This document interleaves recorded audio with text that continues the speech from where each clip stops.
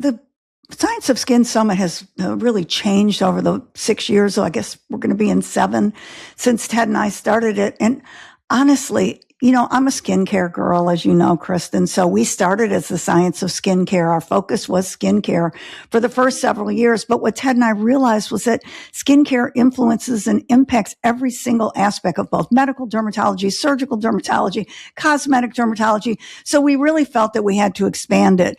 We've had some very good tracks and discussions on regenerative medicine. We have a longevity track, which was very popular last year as well. And we see skincare and procedures now moving in this direction.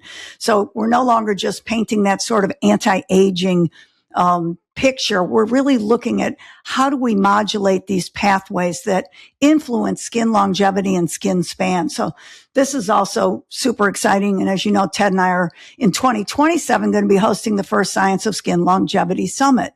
And that'll be in February of 2027 in Scottsdale. Just in case we didn't have enough to do, Kristen, has another great idea, but we're super excited about it. And as are the manufacturers, who are all very heavily looking at this particular space. So those are some of my favorites. I sit through the aesthetician track because I learned so much in there from the aestheticians. We also have an innovator session where people who have new companies can come and they can present like their technologies, and it's kind of like a Shark Tank. And then we have people on the podium who do investing, and they talk about the technologies and what they might be interested in. So it's kind of a cool session. That's also very popular. So there's lots of great things going on. We have some really good medical dermatology this year, and we were expanding that quite a bit. And we're going to have a lot of aesthetics as well, especially case-based learning. So looking at patients with fillers, how would you treat this patient? What are the common complications?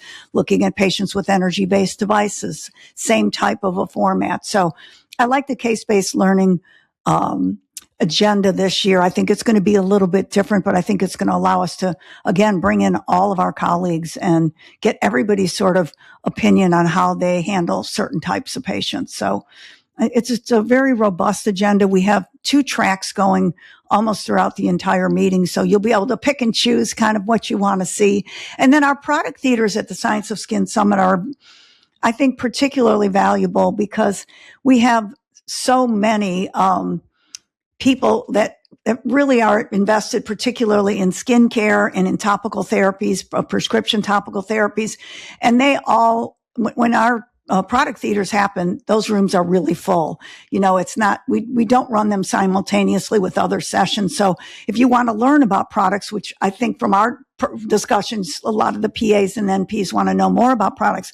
All the products that are launching will have product theaters. What's the technology? What is the science behind it? And very often it'll be the scientists who invented or developed the products or the formulators actually giving the product theaters. So that's another one of my favorite parts is I learned so much in the product theater. So I think there's just lots and lots of really robust material that people can learn about, and I think we'll enjoy learning about.